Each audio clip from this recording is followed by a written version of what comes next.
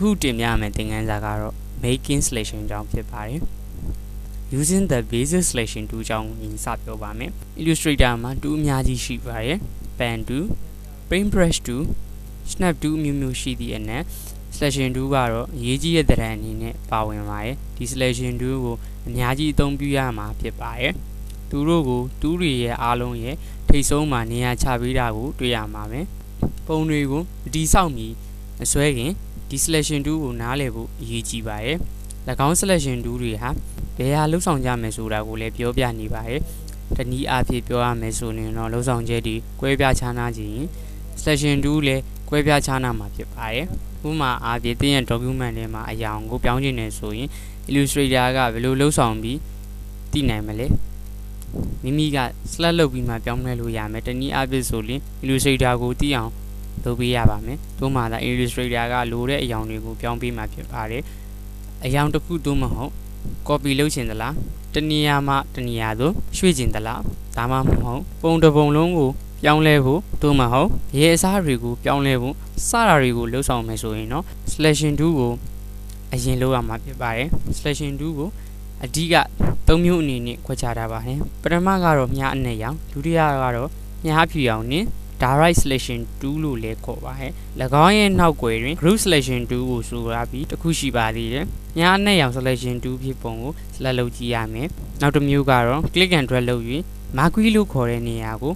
selection လုပ်ခြင်းပဲဖြစ်ပါတယ်ဒါဆိုရင်မြားအနက်ရောင်နဲ့ selection နှစ်မျိုးလုပ်လို့ရပါတယ်၎င်းမြားအနက်ရောင်ဟာ object တစ်ခုဖြစ်စေအုပ်စုတစ်ခုလုံးကိုဖြစ်စေ select လုပ်ပေးနိုင်ပါတယ်ဥပမာအားဖြင့်အခုလိုမျိုးအဝက်ရဲ့တနေရာကိုကလစ်ခောက်လိုက်ရင်အုပ်စုဖွဲ့ထားတဲ့ object နှစ်ခုလုံးဟာ select လုပ်ပြီးသားဖြစ်နေမယ်အဘဲကြောင့်ဆိုတော့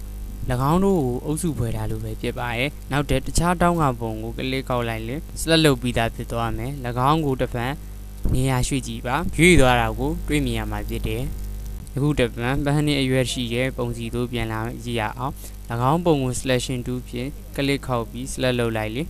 ၎င်းမှာပါရှိသော group တစ်ခုလုံး select လုပ်ပြီးဖြစ်နေတာကိုတွေ့မြင်နေရမှာဖြစ်ပါတယ်ဒါကိုအထက်ဘက်စီတို့တစ်ချက်ရွှေ့လိုက်ရင် group တစ်ခုလုံးရွှေ့သွားတာကိုတွေ့မြင်ရမှာဖြစ်တယ် undo လုပ်ပြီးမူလအတိုင်းပြန်ထားကြရအောင်အခုတစ်ပတ်မြားဖြူအောင်နဲ့ direct selection tool ကိုရွေးကြည့်ပါတည့်ရတစ်ခုကိုပဲကလစ်ခောက်ကြည့်ပါ select ဖြစ်သွားရင်ရွှေ့ကြည့်ပါကရွေးသွားမယ်တည့်ရတစ်ခုကိုပေါ့ undo ပြန်လုပ်လိုက်မယ်၎င်း direct selection tool ဟာ angle point တွေကိုလည်း selection လုပ်ခွင့်ပေးပါသေးတယ်ကလစ်ခောက်ခံရသော angle point တွေဟာ solid အဖြစ်ပြပြီးကျန်တဲ့ angle point တွေအားလုံးက hollow ဖြစ်နေတာကိုတွေ့မြင်နေရပါမယ် select လုပ်ထားတဲ့ angle point ကိုရွှေ့ကြည့်လိုက်ရင်ရွေ့သွားပြီးပုံအကြီးအဖြစ်ပြောင်းသွားမှာဖြစ်ပါတယ် undo လုပ်ပြီးမူလအသွင်ကိုပြန်ထားကြည့်မယ်နောက်တစ်ခုတူကတော့ group selection tool ကြောင့်ဖြစ်ပါတယ်အတွက်ဟာ group များစွာနဲ့ဖွဲ့စည်းထားသောပုံတွေရှိနေပါတယ်အဲ့ဒီ group တွေကိုလည်း group သေးသေးနဲ့ပြန်လည်ဖွဲ့စည်းထားပါတယ်ဒီလိုနဲ့ပဲအတွက်ဟာ group ကြီးတဲ့က group ငယ် group တစ်ခုနဲ့၎င်း group ငယ်ထဲမှာလည်းအသေးသေးစရှိတာတွေဟာအဆင့်ဆင့်ရှိနေပါတယ်အခုဒီ group တွေကိုကြည့်ကြရအောင်အောက်ခြေလေးကောက်အကွက်ဟာ group တစ်ခုနဲ့အပေါ်ပိုင်းကပန်းနဲ့တည့်ရကဒုတိယ group တစ်ခုဖွဲ့ထားပါတယ်အပေါ်ပန်းနဲ့အရက်ပုံထဲမှာပန်းက group တစ်ခု၎င်းပန်းတွေကိုယ်တိုင်ကလည်း group တစ်ခုဖြစ်နေပါတယ် group selection tool ကိုအသုံးချတတ်မယ်ဆိုရင်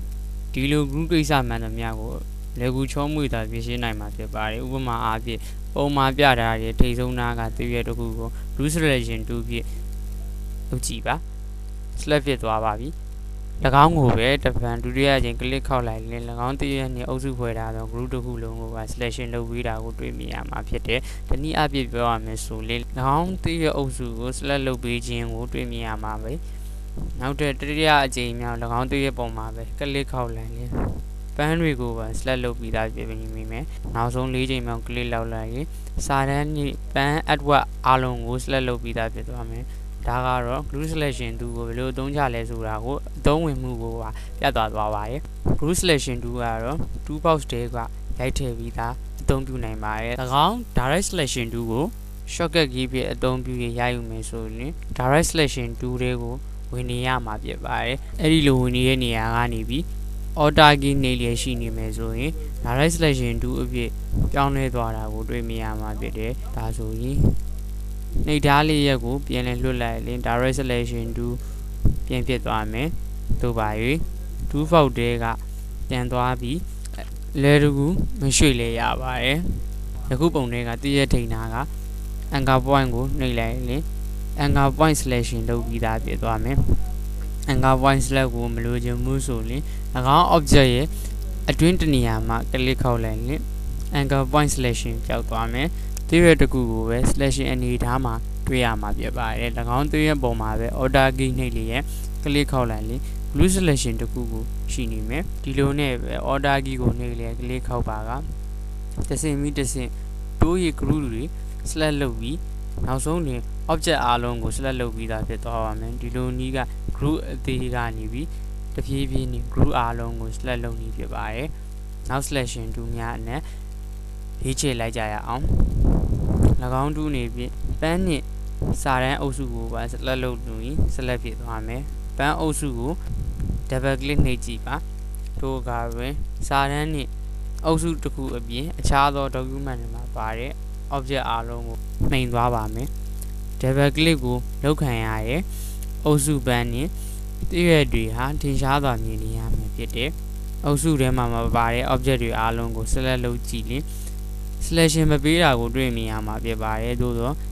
စာတန်းအုပ်စုကို select လုပ်ရင် select ပေးနေတာကိုတွေ့မြင်ရမှာဖြစ်တယ်ဒီစာတန်းနဲ့ပန်းတွေကစာအုပ်ထဲမှာဖြစ်နေသလိုပဲနောက်တဲ့ပန်းနဲ့အရွက်တွေစုထားတယ်ပုံထဲသို့ double click နှိပ်လိုက်ပါပြီးရင်စာတန်းကို select လုပ်ကြည့် selection မပေးတာကိုတွေ့မြင်ရမှာဖြစ်ပါတယ်။ဘာကြောင့်လဲဆိုတော့သူဟာအုပ်စုထဲမှာဝေးသွားပြီးဖြစ်နေလို့ပဲဖြစ်ပါတယ်။နောက်တဲ့ထိန်းနာအသေးရွက်ကို double click လုပ်ကြည့်မယ်။အရွက်အားလုံးကိုပဲအနှုတ်ခံပြီး select ဖြစ်နေတာကိုတွေ့မြင်ရမှာဖြစ်တယ်။နောက်တဲ့၎င်းအရွက်ကိုပဲ double click နှိပ်လိုက်ရင်ကျန်တဲ့အရွက်တွေကို select မပြီးတော့ပါ။အရွက်တစ်ခုကိုပဲ select လုပ်ခြင်းခံရပြီးကျန်တာတွေကို select လုပ်ခြင်းမှာအနှုတ်ခံသွားရမှာဖြစ်တယ်။ဒီနည်းဟာ group အားလုံးတည်းကတဆင့်ပြီးတဆင့်နှုတ်ယူသွားပြီးနောက်ဆုံးတစ်ခုကိုပဲ selection လုပ်ပေးခြင်းခံရတဲ့နည်းနဲ့ selection လုပ်ထားခြင်းပဲဖြစ်ပါတယ်။တနည်းအားဖြင့်နှုတ်ယူပြီး selection လုပ်ခြင်းလို့ခေါ်ရအောင်။ကျန် object တွေကို select လုပ်ကြည့်ရင် select မပေးပဲ lock ဖြစ်နေရကိုတွေ့မြင်ရမှာဖြစ်တယ်။အပေါ်ထိပ်နားက gray bar ထဲမှာ artwork ရဲ့ group path လို့ခေါ်တဲ့ group လမ်းကြောင်းဒီနေရာကိုညွှန်ပြနေပါတယ်။ layer တစ်ခုထဲမှာ group 3ခုရှိကြောင်းပြနေပါတယ်။ group တစ်ခုကနောက် group ထဲမှာ၎င်း group လည်းနောက် group တစ်ခုထဲမှာနောက်ဆုံးတော့ layer တစ်ခုထဲမှာပဲဖြစ်နေတဲ့လမ်းကြောင်းပုံတွေကိုတွေ့မြင်နေပါတယ်။ A နည်းဖြင့်မြားအနှံ့ရောင်က double click ခောက်သည့်အခါတွင် group တွေကတဖြည်းဖြည်းလျော့နေသွား၍၎င်း group selection 2နဲ့ကြာတော့ group တွေကိုတနေရာမှတနေရာသို့တဖြည်းဖြည်းရွေ့လာခြင်းမရှိအောင်လုပ်ဆောင်နိုင်သည့်အတွက်ဘယ်လိုနည်းကပိုကောင်းလဲဆိုတာကိုပြောလို့မရပါဒီသဘောတရားကိုလိုသလိုအသုံးချပါအစဉ်ပြေလို့အသုံးချပါမိမိတို့လက်ဦးသက်သာစေဖို့အစဉ်ပြေတယ်လို့အသုံးချနိုင်မှုဆိုရင်တော့ပြည်စုံပါပြီယခု artwork ရဲ့လွတ်နေတဲ့နေရာတစ်ခုမှာ click ခောက်လိုက်ရင်အားလုံးဟာ selection ပြုတ်သွားတာကိုရှိနေမယ် document ထဲမှာရှိတဲ့ artwork အားလုံးကိုတပြိုင်နက်တည်း selection ဖြစ်စေခြင်း select menu ထဲက all ကိုရွေးလိုက်ပါဒါမှမဟုတ် shortcut key ဆိုရင် control A ဖြစ်ပါရဲ့ဒါဆိုရင်အားလုံးကို select ဖြစ်ပြီပေါ့ selection menu ထဲက all on update add box ကိုရွေးကြည့်ရအောင်ဒါကတော့ document ထဲမှာရှိတဲ့ add အသီးသီးကိုလိုအပ်တဲ့ add မှန်သမျှ select လုပ်ချင်တယ်ဆိုရင်၎င်း setting ကိုအသုံးဝင်ပါတယ် black arrow နဲ့ပုံတစ်ပုံကို select လုပ်ကြည့်မယ်